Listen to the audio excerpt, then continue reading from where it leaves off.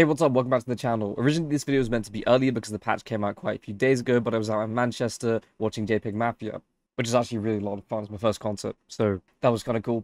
I've also just realized my camera's lopsided. I'm not going to change it for the rest of the video. To be honest, there's not really that much to talk about besides this one big change. If you've actually read the patch notes, the biggest thing that's happened so far, besides agent bug fixes, is one, obviously, ranked has come to console and Abyss is now in the rank map pool, but ISO has kind of been nerfed into the ground. So this is going to be very quick, because the only thing this tier list really revolves around is how I think the meta has actually evolved, and how Abyss is going to change the map pool.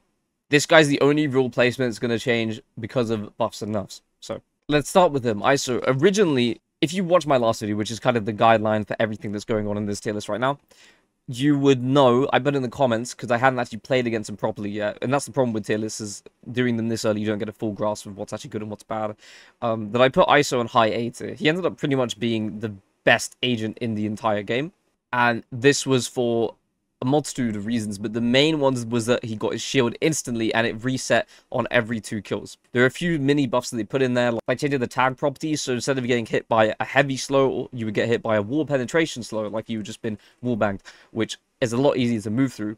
And it meant that hitting an ISO player while his shield is up was even more of a disadvantage for the player that was shooting him. Now what they've done is that they nerfed the duration of his shield, so it's gone from 20 seconds to 12, and on top of that, they've completely taken away his signature kill reset. If you don't know what that is, every single duelist in the game has a signature kill reset, which is every 2 kills, you get your signature back, which is your E ability, in this case, ISO shield. So, where does it put him now? A lot of people are saying that ISO's been nerfed completely down to the ground. I may have said at the start of this video, I was just kind of regurgitating everyone's thoughts, because I personally don't actually believe that.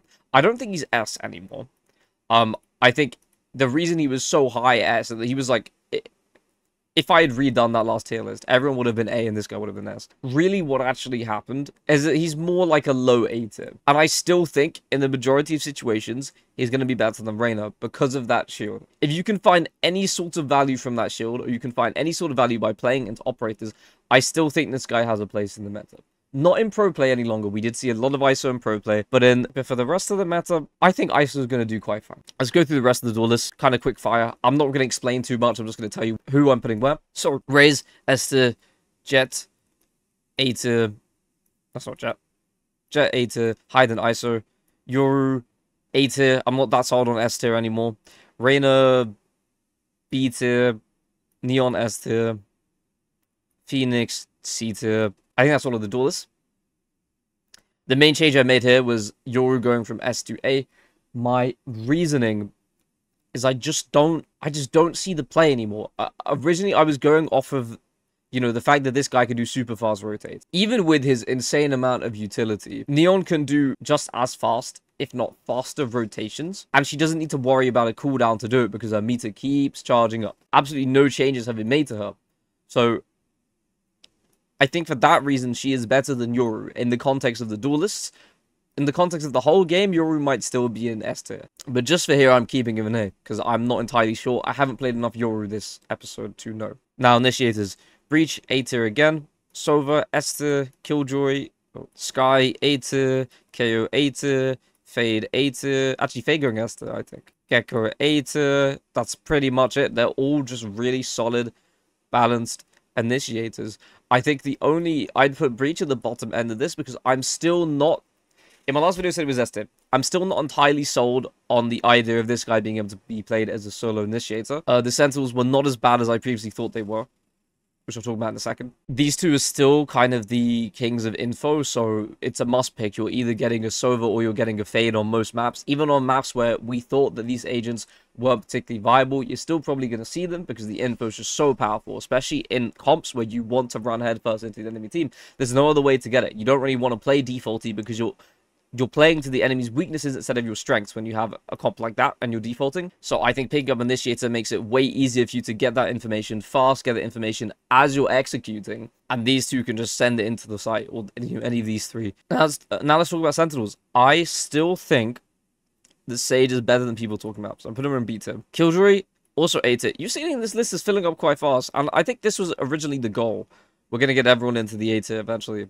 Cypher. I'm gonna put Cypher in B tier because I'm also not entirely sold on this guy being better than Killjoy in this current meta, because the trips do get insta-broken. I think as players are getting more aware of what to do and what not to do against ciphers, we're finding pretty new, creative, and even just re-exploring old ways to beat his tripwires. And to be honest, I'm not really seeing a problem with it. When you play into a cipher, the main threat this guy has is his camera holding an angle for information. Killjoy can do that without needing to ever step foot, like, past any kind of line. Her turret just does it for her.